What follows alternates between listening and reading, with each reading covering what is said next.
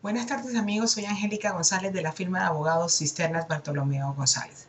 Como todos los jueves, hoy estoy aquí con ustedes para compartir sobre las últimas noticias de inmigración y además para informarles todos los acontecimientos nuevos en el país y fuera del país de acuerdo a las reformas o a las prácticas de inmigración o de las leyes de inmigración aquí en Canadá.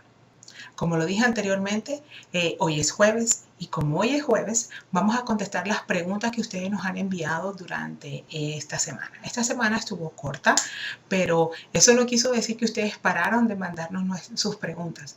Y también quiero agradecerle a Ana María de Brampton porque nos envió esta cajita de deliciosos bombones. Muchísimas gracias.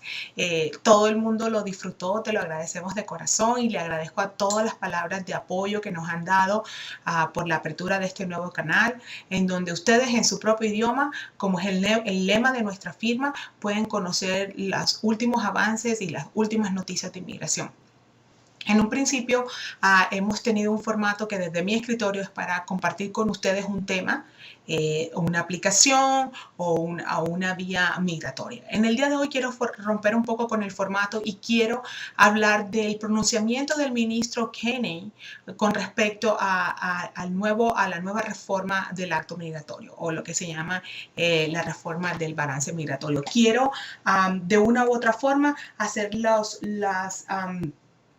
pronunciaciones del ministro exactamente como él las denominó en todos los aparte del despliegue publicitario o de la media de Canadá, se ha referido a lo que el ministro tiene en mente. Como todos sabemos, hemos tenido un gobierno conservador por los últimos 6 años en donde reformas drásticas al proceso migratorio en Canadá se han visto, no solamente en la que estamos por tener efectiva a partir de junio 29 de este año, con respecto a los peticionarios de refugio o los refugee claimants, sino también se han visto afectados la clase económica, dentro de los cuales están los skilled workers, o lo que podríamos traducir como el trabajador calificado, que yo considero, y es mi opinión personal, es una clase que está en este momento básicamente cerrada. Hay un poquito más de énfasis y de flexibilidad en las residencias temporales, dándole un apoyo, digamos que un poco más hacia las personas que vienen bajo una residencia temporal y que ya tienen lo que se llama la experiencia canadiense o lo que conocemos como el Canadian Experience Class. Y para ello el ministerio creó esta nueva categoría dentro de la categoría económica, que es el Canadian Experience Class. Sin embargo, considero que nuestra tradición nunca debe ser rota como un país humanitario, quien se preocupa por el bienestar de aquellos en necesidad y de aquellos que, además de tener necesidades humanitarias, tienen necesidades de protección. Como lo vimos hoy, no sé si todos habrán leído esto, el ministro de Inmigración se pronunció en el Toronto Star y como lo dice aquí en los apartes del periódico, él dice que lo que busca esta nueva ley es cortar con los bogus, es decir, con los no genuinos peticionarios de refugio. Cuando hablamos de refugio, estamos hablando de aquellas personas que, de acuerdo a la Convención de Ginebra de 1951, se consideran que son perseguidas, ya sea en su país de origen o en el país de la última residencia, si no tienen nacionalidad, por razones de su credo o religión, por razones, por pertenecer a un grupo social determinado, por su nacionalidad, por su raza o por su opinión política. Son estas 5 causales y que Canadá ha sido un país con una tradición en donde ha preservado el espíritu de la Convención de Ginebra de 1951 y su protocolo. He tenido el placer de manejar casos en donde hemos visto la nobleza de este país en proteger a aquellos en necesidad. Solo 2 años atrás tuvimos la oportunidad de representar a Carol Cabrera, una periodista de Honduras, en donde pudimos ver la nobleza de este país, cómo pudo sacar a esta periodista después de haber recibido 36 impactos de bala y sobrevivir, ponerla en un país en donde ella pudo rehacer su vida y tener seguridad. También en otros casos hemos visto muchísimos documentos en donde vemos la tradición de Canadá protegiendo a las personas, pero parece ser que el ministerio hoy día está en desacuerdo con esto y el ministro dice que básicamente aquellos países que él considera que no tienen unas bases reales sobre la petición de refugio, algo que me parece no apropiado para un ministro al decir que calificar un peticionario de protección como no genuino sin antes determinar el debido proceso. Todas las personas deben ser consideradas, toda persona debe ser considerada como que está dando un testimonio real hasta que se compruebe lo contrario. No sé qué le pasó a nuestro ministro, sin embargo, es algo preocupante. Es preocupante porque todo lo que trae esta nueva ley implica bastante discreción por parte del ministro.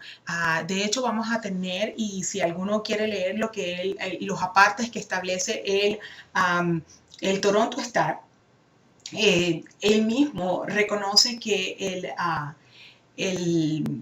la nueva ley llamada el balance o el balance restante de la acta de refugio y del acta de la se podría se llama el The Balance Refugee Reform Act, o sea, como el balance de la reforma del el proceso de refugio. Bueno, aquí en la traducción estaba un poco larga, pero en español es más complicado el nombre así de práctico como lo vemos en inglés.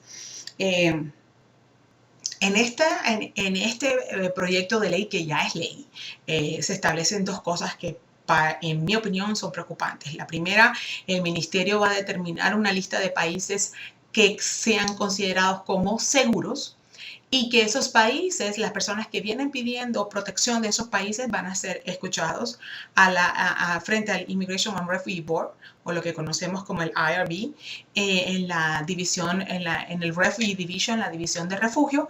Pero estas personas no van a tener derecho a la nueva institución que se va a abrir o a la nueva división que se va a abrir al Immigration and Refugee Board, que es el Appeal Division, no van a tener la oportunidad de apelar la decisión tomada en primera instancia.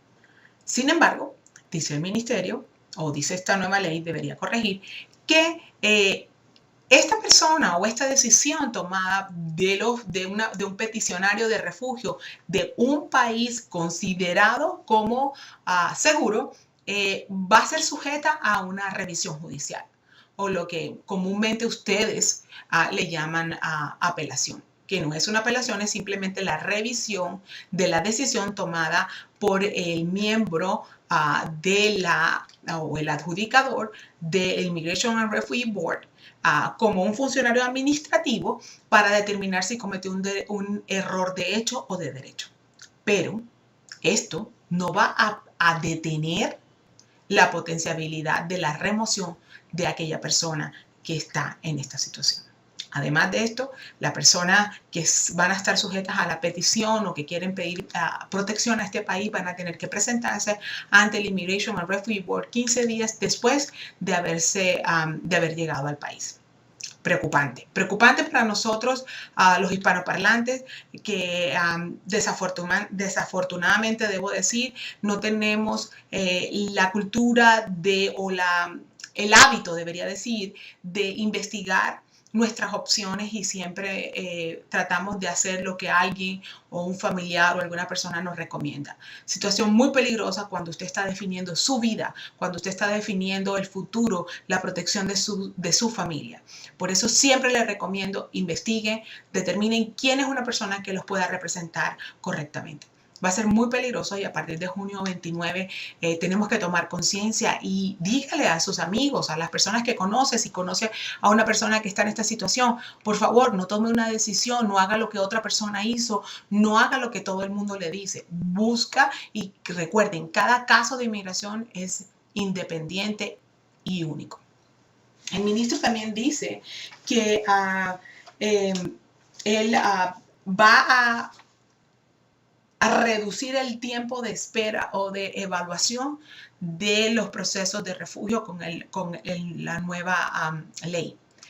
En mi opinión, sí va a haber una reducción, pero una reducción porque el debido proceso o la forma como se va a manejar va a ser bastante rápida, o sea que las negaciones van a ser altas, en mi opinión, es lo que yo considero. Bueno, espero que recibir comentarios sobre esta nueva ley y mirar y poder ayudar a nuestra comunidad. Recuerde, si no es su caso, si no es con usted, no importa. Dígale a su amigo o al vecino, a la persona que escuchó, investiga tu caso, determina, busca una representación que sea idónea, una persona que esté legalmente capacitada para representarte y además de eso puedes investigar y determinar cuál es la capacidad que tu caso puede llegar a tener en una petición. Investiguen, ese es mi consejo. Bueno, hablemos de las preguntas, de lo que ustedes siempre les encanta. Hoy tenemos un caso un poco complicado, nada más vamos a contestar una pregunta hoy porque el tema era largo y es de Ana en Brampton. Ana dice, soy residente permanente en Canadá. Apliqué a través de un Provincial Nominee Program y dice Quebec. El Provincial Nominee Program, recuerde que es el programa de aceptación por cada provincia. O sea, vino por Quebec, pero está viviendo en Brampton. Ok, aterricé en Canadá en octubre del 2011. En este momento estoy de regreso en mi país de origen y quiero patrocinar a mi esposo. O sea, vino en octubre del 2011 y quiere patrocinar a su esposo. O sea, que estamos octubre, noviembre, diciembre, enero, febrero. Hace 4 meses llegó a Canadá y tiene esposo. Dice, cuando hice mi aplicación estaba casada con otra persona, pero esta persona decidió nunca viajar. ¿Qué puedo hacer? Uy. Ana, me imagino que nos estás escribiendo desde tu país de origen porque dice que no estás en este momento en Brampton, Ontario. Lo primero que te debo decir, bueno, si entraste por un Provincial Nominee Program a través de Quebec, este tipo de proceso tiene 2 pasos o 2 pasos grandes. El primero es, debes obtener un certificado de aprobación de la provincia y luego debes tener la residencia permanente a través del gobierno federal. Supongo que si esto sucedió, estamos hablando que si usted hizo el landing, como nosotros lo llamamos, o aterrizó en Canadá en octubre del 2011, mi primera pregunta sería, ¿usted notificó al gobierno federal que se había divorciado de su expareja? ¿Cuánto tiempo ha transcurrido desde el momento en que llegó a Canadá? Han pasado 4 meses. ¿Se divorció en el tiempo que vino?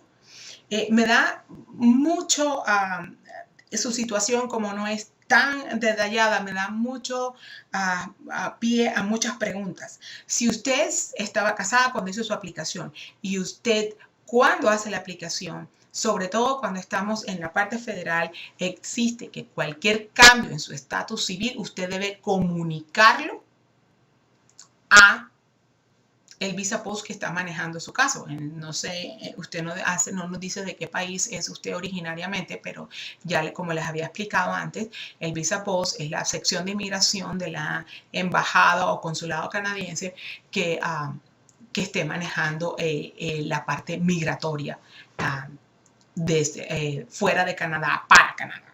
Entonces, una de sus obligaciones, Ana, era confirmarle al gobierno federal que usted había cambiado de estatus. Esa es la primera. La segunda, usted dice que ya hoy día, o sea, después de haber hecho el landing 4 meses, está casada con otra persona y que quiere patrocinar a esta persona. Usted como residente permanente canadiense tiene el derecho de patrocinar a su esposo o esposa, pero en el desarrollo de su pregunta hay muchas variantes y una de las cosas que considero que es interesante es usted que está fuera del país y está aplicando una residencia permanente a Canadá, por favor, lea la letra menuda. Si usted no tiene una asesoría correcta, usted puede incurrir en un delito o puede incurrir en algo que llamamos misrepresentation, está engañando al gobierno y eso puede llevarle a anular su residencia permanente. Ana, espero que en el futuro cercano nos envíes un complemento más del caso para poder darte una respuesta más concreta en la situación. Espero hayas podido notificar al gobierno canadiense porque si viniste en octubre has podido tener tener tu aplicación desde, podría ser a noviembre del 2010 porque los exámenes médicos fueron hechos en ese tiempo. O sea, como no tengo las fechas exactas, no sé exactamente si usted notificó o no al gobierno federal del cambio de su estado civil. Pero muchísimas gracias por habernos consultado, ya que esto le sirve a muchos de nuestros amigos para ilustrar muchísimas dudas que ellos pueden tener en el momento de una aplicación, porque a veces las aplicaciones pueden tomar más de un año o dos y en la situación o el estado civil puede cambiar. Les agradezco a todos infinitamente por habernos acompañado el día de hoy. Estoy feliz de volverlos a ver y recuerden, soy Angélica González de la firma de abogados Cisternas Bartolomeo González y estoy hoy aquí, hoy jueves, desde mi escritorio. Nos vemos el próximo jueves. Bye.